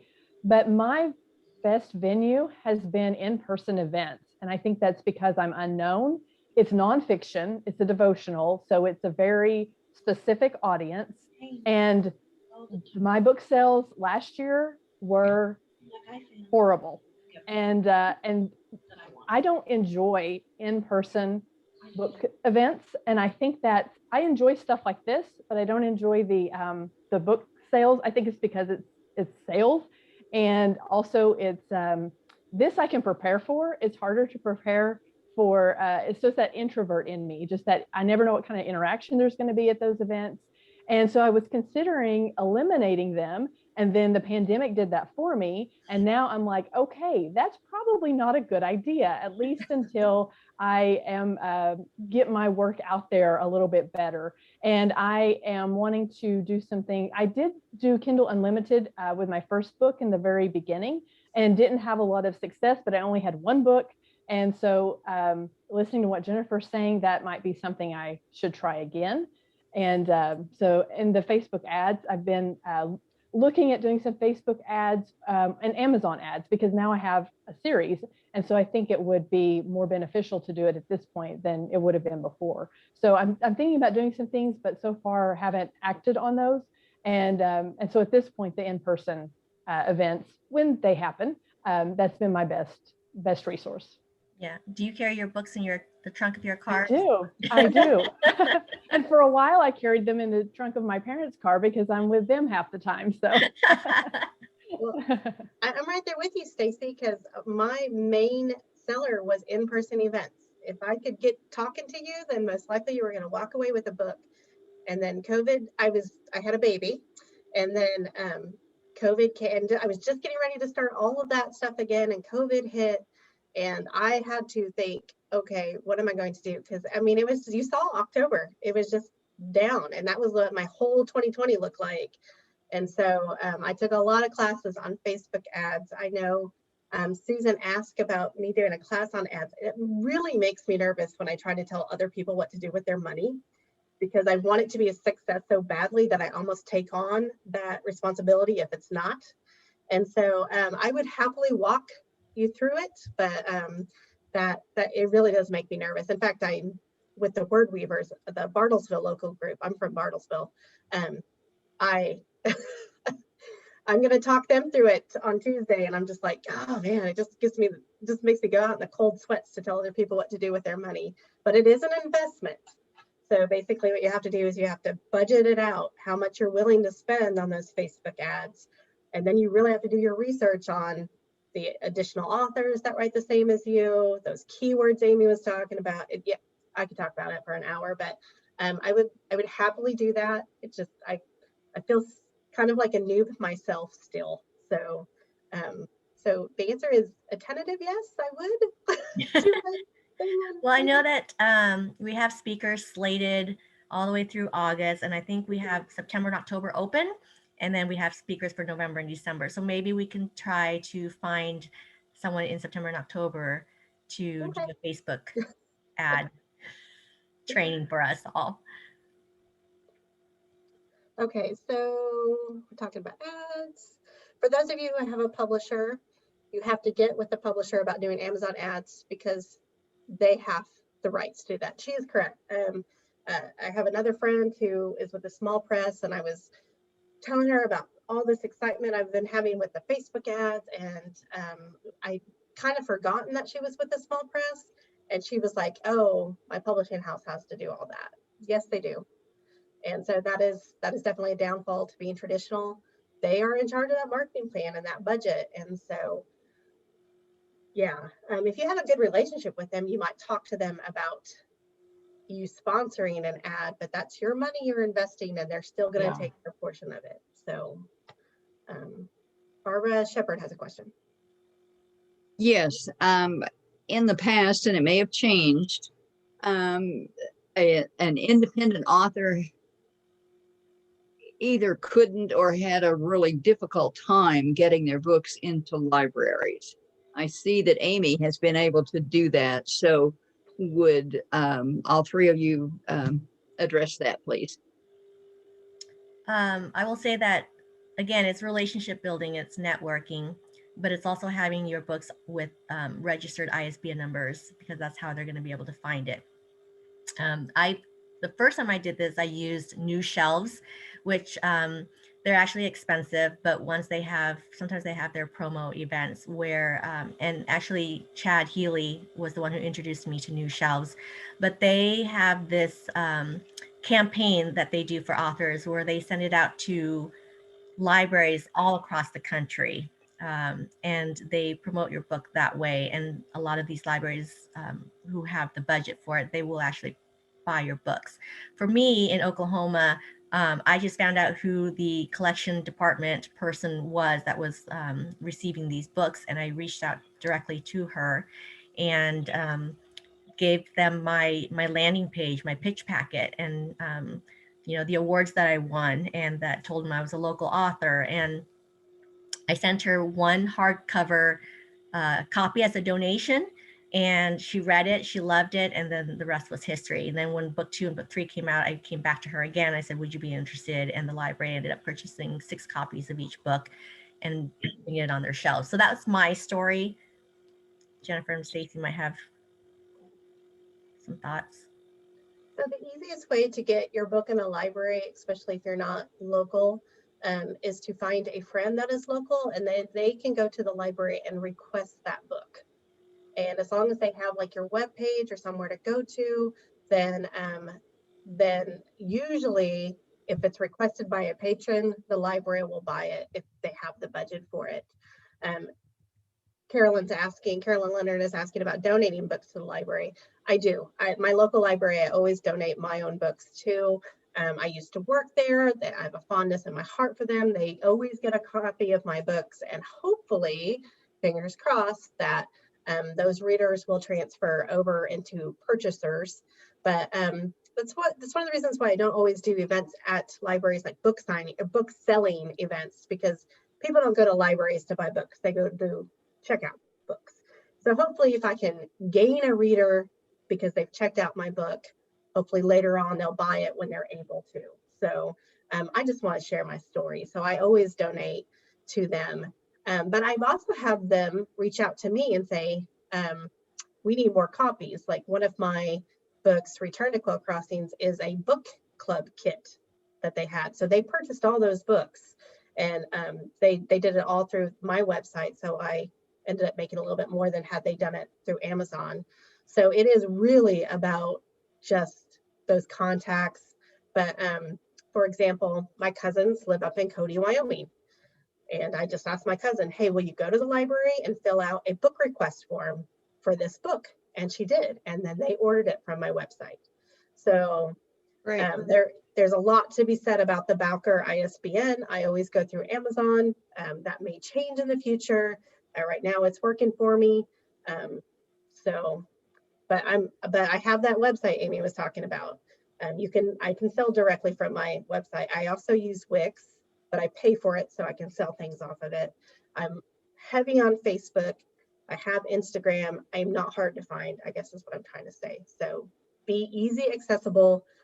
And if somebody wants your book, they will, the library will buy it if it's requested. Staci, Yeah. anything to add? No, my books are available the digital copies are available through Smashwords. They distribute to libraries. I don't believe they're in the libraries. That was one of the things that I have on my list to work on, because I have established a relationship with the Metropolitan Library System over the last, over the last couple of years, and I have donated a hard copy to them.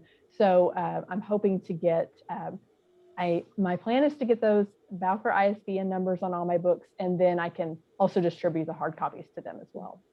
Yeah, and use your ambassadors, use your launch team, guys, because, you know, when you do your book launches or when you do any event, really, put it out there and say, you know, I would love to get my books in the library. Could you, you know, and they'll be your ambassadors for you. They'll go out there and pound the pavement with you. Yeah, you'll be amazed at how there are definitely people out there who want to help. And if it's as simple as filling out a book request form, that's easily done. Okay, next question. Carolyn Leonard asks, the self-pub business work does take a great deal of time. She said, Jennifer, how do you find time to just write? But we'll get into everybody because I know everybody's got a busy schedule. Nap time. I write nap time. I write when they go to bed. I sit in the living room and write when he's playing with his cars. Some days it goes better than others. He used to go to Parents' Day out a couple of days a week, but they had a major flood during the last freeze. So we're going to find a way to work together. Of course, my daughter goes to school. When we were homeschooling there at the beginning of the year, we set aside mornings were for school and afternoons were for writing. And she was a big help taking care of him. And she's really good at entertaining him. So that helps. But I have that word count goal and I don't go to bed till it's done. And usually after they go to bed, I finish everything up and then I have a little bit of time to relax myself. But it really is the discipline of sitting in the chair and getting it done. How about you, Amy? Because I know you have. I was going to add to that, you know, it's important to just set a timer, whether it be 10 minutes, you know, and 10 minutes is going to be turning into an hour before you know it, because your creativity will just flow. But for me, it's really understanding whether I'm a morning lark or a night owl, and when I'm the freshest, right? And for me, it's the morning lark. So I will make that sacrifice and wake up at 5 in the morning when everybody is still asleep and spend that hour of just writing. And I don't care if it's just a paragraph that's written, it's written. So you got to know yourself, I guess, and carve that time out. And Staci, I know you have a full-time job with your editing. So how do you balance that time between writing and job? Well, it's been a challenge, honestly, because the editing work is often very mentally challenging. It takes a lot of brain power. And so to figure out how to have time to write my own stuff. But what I have discovered is I am a middle of the day person. I think we're called Robins. I'm not sure. I can't, but I don't think I'm the only one out there, but that makes it hard because I don't function well early in the morning or late at night. And so when I do my best work in the middle of the day, that's the work day. So I try to carve out like maybe 30 minutes in the afternoon in between editing projects, and take a few minutes to switch gears and then and get that done. And that has been the most successful strategy for me. And instead of trying to sit down at the end of the day for several hours or get up early in the morning, I get more done in that 30 minutes than if I were to sit there for 2 hours in the morning and not be fully functioning. So that's what I've been doing. I guess really since the pandemic, I've really since everything shut down last year, it really gave me an opportunity to kind of dig into that and see And that's what has worked best for me. Staci, how do you power through editing something you don't like? I'm just kind of curious. Well, it just has to be done. So you sit in the seat and you give yourself a certain amount of time or a certain number of pages to get through. And when you're done, you give yourself a little break and a reward, and then you go back and do it again. I love it. It's all goal oriented. It is. And editing is probably the place where I get the sluggish. But as Staci was saying, and I'm usually doing content edits, I always hire out copy edits. But those content edits, I have to be like, okay, I've got to do 2 chapters. I've got to do 2 chapters. And I sit down and do those 2 chapters. So it's really just saying, I've got to write these 1,000 words. I've got to do these chapters, and then doing it and just keeping that promise you've made to yourself. All right, DJ asks, regarding in-person events, which locations have been receptive to hosting author signings beyond libraries, bookstores, and Shakey's Pizza? My biggest secret has, especially starting out, was arts and craft fairs. So it's not so much a secret anymore because I keep telling people about it. But when we first started out, and when I say we, I mean my mom and I. My mom, Kathy Collar, is also a writer, and she was doing jewelry. We were doing jewelry in honor of my sister who passed back in 2004. And then I started writing, so we started to sell those books at those arts and crafts fairs. And then actually my writing kind of overcame my jewelry making. And and then she published a couple of books as well. And so we would sell those with our jewelry. And so with massive reception, because a lot of times we were the only ones that had books there. There might be 3 or 4 other booths with jewelry, but we were the only ones with books. So it brought people in, had that banner behind me like Amy was talking about. So that's kind of my a little not so secret. Yeah, if you can manage it when it's safe, when you feel comfortable, I should say, then we haven't done any in a year and a half now. So, and usually I do one in the spring at Stillwater. So I'm just not ready for that yet. Maybe I'll get that vaccine at the end of the month. Yay. And then hopefully when I'm all vaccinated, I'll be ready to do those again. But I was really waiting for that vaccine. So Amy, have any? If you have a relationship with a cafe or a friend who has a business, or if you have a couple of, pals that you want to do like a, double up, team up, whatever, and do that, that's great. One of the things that I've been doing through this pandemic is offering virtual, well, I wouldn't say they're virtual. I will offer book plates. So I will sign book plates and mail them to whoever purchases my books. So that's an offering that I do for free. And I found that people get excited for just a book plate, which is kind of funny to me, but if it works, it works. Staci? Craft fairs for me too. Yeah. But you're the only one, so it's really easy to do. And I noticed Harlequin, they've been doing fun little things on Facebook specifically, probably other places, but I already told you guys I live on Facebook. But so when they have a new book coming out, and I've seen them host like cookie decorating that kind of goes along with the books, or jewelry making that kind of goes along with the books. Like they find a theme, and then instead of just having a book launch, a virtual book launch, they're saying, hey, come make cookies with us and we're going to talk about this book. And so that's been something that I've seen them do during this pandemic that I thought was really clever.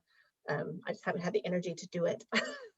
One thing I did just think of, book clubs. I went to my book club here in Oklahoma City when my first book first came out, and that was a really good venue as well. And there are several around, and some are still meeting virtually. So, but that's also another option that I just thought of.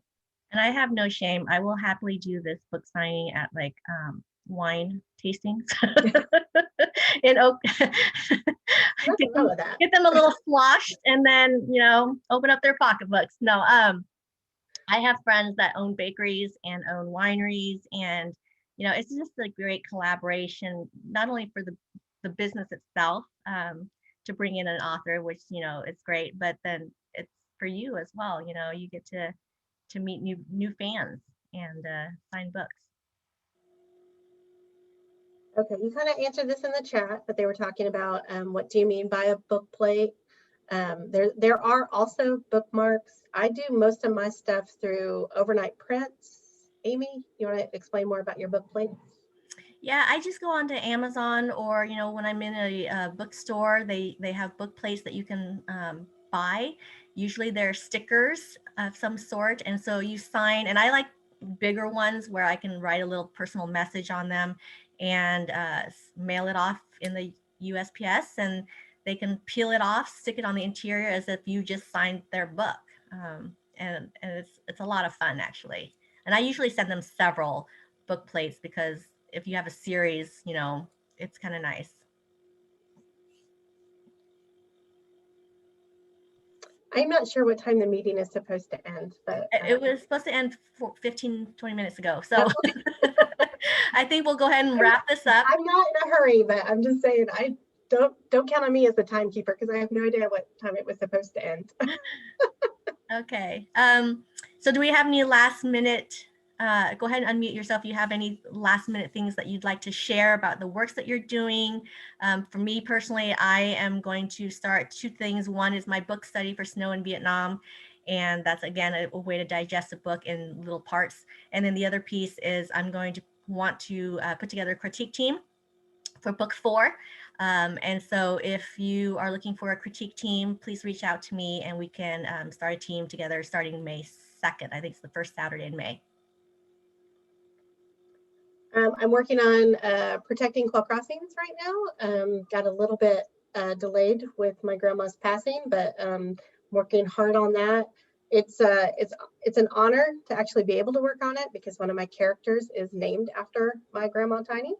And so it's kind of bittersweet when I sit down to write it because I'm thinking about her. But that is definitely what I'm working on right now. And I'm about to launch one of my pen names, Raven Lee, which is more paranormal suspense. I wouldn't go so far as horror, I don't think. I don't know, creepy, but not like gory or over the top. So that is launching this year. So I need to finish up that manuscript. And so that's basically what I'm working on right now. Staci? I'm working on a new devotional. It'll be called Echoes of Joy, A Thankful Heart, and it'll come out this fall, hopefully in time for Thanksgiving. And I'm also working on a cozy mystery, the first in my series, and I'm just getting the feedback from my beta readers and content editor. It's all coming in as we speak. And so that is called Death by Dice, a Bunko Club mystery. And it's going to be a 6-book series, at least at this point. And it will also release this fall if everything goes according to plan. I'm not sure why I decided to do 2 books launching in the same month, one nonfiction, one fiction. I may have to rethink that. But that's the plan right now. October is looking like the month. Let's see. I have a date on my new kids book. Oh, this is from Susan Kite. I have a date on my new kids book from Doodle and Peck, Billy Bob Phil Bottom, September. Fly Bottom. Fly Bottom. Sorry. Oh, that's okay. It's an Appalachian tall tale. So yeah. That's cool. I love that. Yes. So, and I've heard great things about Doodle and Peck. Oh, absolutely great things about them. Yeah, she is wonderful. She's very supportive. She's great. A very supportive publisher. Love it. I got another one with World Castle that's coming out whenever Karen decides it's coming out. I've got the cover, but I don't have the date. Yeah, I have absolutely nothing but respect for traditional publishing. It wasn't the path for me, but there are some really great small presses out there. Of course, there's some really great big presses out there, and you just have to find that right path for you. Because like Carolyn Leonard said, independent publishing is a full-time job. Yes. So. In April, Mary Coley is going to be here. She writes mysteries. She's going to be speaking on designing a mystery, and it will be here at the church in room 130. at St. Luke's. So show up here. We will also be doing it Facebook Live for those of you that don't want to come. But we're going to try to have more meetings Awesome. with people together because they really want to get together. Fun fact, Mary Coley, her books are set in Bartlesville. Oh. So anyway, Kathleen, will it be on Zoom also? At this point, I think we're going to try to do Facebook Live rather than doing Zoom. It's very difficult for a presenter to be both live before an audience and doing Zoom. Mhm. Easier to have them recorded on a phone. So at this point, I think we're going to go with the Facebook Live. It always messes up, so. Yeah, well, if it messes up, I'll have my computer here and I'll just set up a Zoom meeting. And they already have the Zoom meeting set up. I have to see, this is not easy. This hybrid thing is not easy because the equipment that we're using here right now, we were not able to project it on the screen because the audio goes through the projector, which is not projecting audio that is audible. So you can see it on the screen. We had to turn it off and put it on my computer. And we couldn't even use the speaker because it's not loud enough to do the Bluetooth. So we will actually have to have professional equipment in here when we start doing hybrids. It's going to be more difficult. The church equipment simply won't work with, they don't use it. Sorry. so might I suggest Be Live? It's be.live, and it will go to Facebook Live, but then you will also be able to download it so you can upload it to YouTube later. Okay. And that's how I used to do all of my YouTube stuff. I think you get 3 or 4 before you have to pay. So it might be something to experiment with that maybe will help you with the situation. So people like Barbara, who Facebook seems to goof up on them every time they try to watch a live, they can watch it later on YouTube. But just a thought. Yeah, because I think we do need to have a recording that we can post up on YouTube or another place later. Yeah, and Facebook is making it very hard to download those. So. I struggled with that last time we did a Zoom. I finally got the Facebook up on there, but it was hard. Yep. Yes. Okay. So Nikki, we did see you. Okay, that's it for me. So I just want to throw out a few more shout outs here. Chrissy, she is in the final phase of getting her first book published in May. Wow. Yay. And John, he'd like to say something about Where the Rainbow Ends. You'll have to unmute yourself, John. Okay. Are you all familiar with this book, Where the Rainbow Ends? It's written by immigrant students in Oklahoma City Public Schools, and it's edited by them. And it's just absolutely fantastic. I think this is like the 5th year they've done it. Webster Middle School did it for years, and now there's high school students involved in it. So I just wanted to pass on that, I think you have to get it through the Oklahoma City Public Schools. They haven't had the COVID and all that, but I just wanted to toss that out. Is that an anthology, John? Yes. Most of the immigrants are from Central America, but there are a lot of just incredible stories there. Beautiful.